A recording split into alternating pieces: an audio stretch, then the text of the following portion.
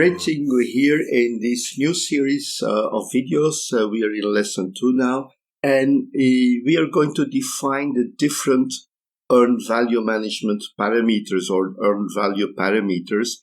And in this first video, I will compare the S-curve and identify the planned value. So we are looking at the cost baseline, the S-curve, and the planned value. We have the S-curve or the cost baseline that we derived from the exercise from lesson 1, and we can identify the planned value on this curve and define the first parameters.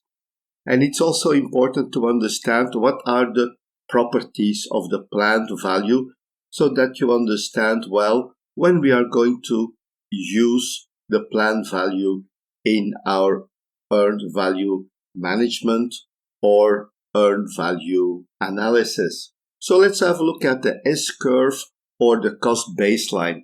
This is the cost baseline or the S-curve that we found after completing our exercise. We also call it the planned start position. We put all the activities in their planned start position. We adjusted the start and the finish times of the different activities to eliminate all the different items, all the different over allocations, reducing slack, and so on. So this is basically our cost baseline.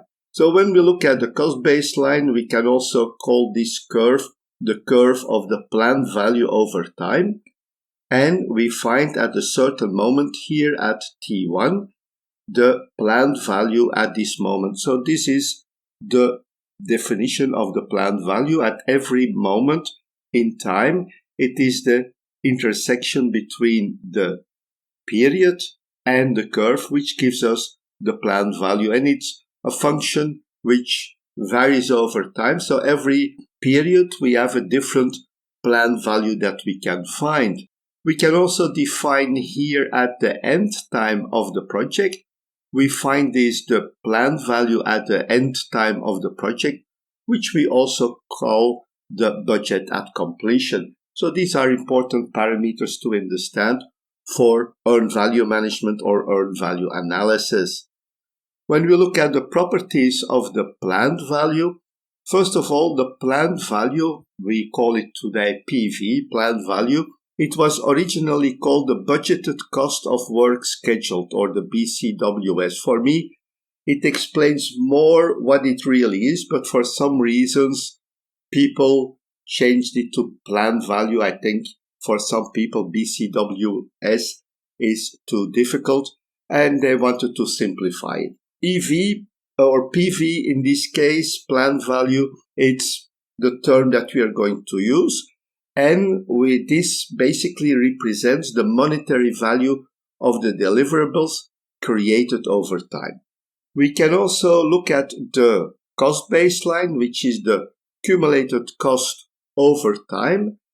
And we can write the formula as the planned value as a function of time. And that planned value is basically represented in a graph. At each moment during the progress of the project, we can determine the value of the planned value. We can read it from the table or we can read it from the graph. Anyway, we have that information available because it's our budget information. At the end of the project, the total cost is the budget at completion, and this is the total cost that we estimated that the project would cost. Planned value, in this case, is the first earned value parameter that we can define, and it's the reference against which we will measure progress using the other earned value management or analysis parameters. That's it for this first parameter, planned value. So that's it. Thank you very much, and I'm looking forward to seeing you in our next videos. Bye-bye.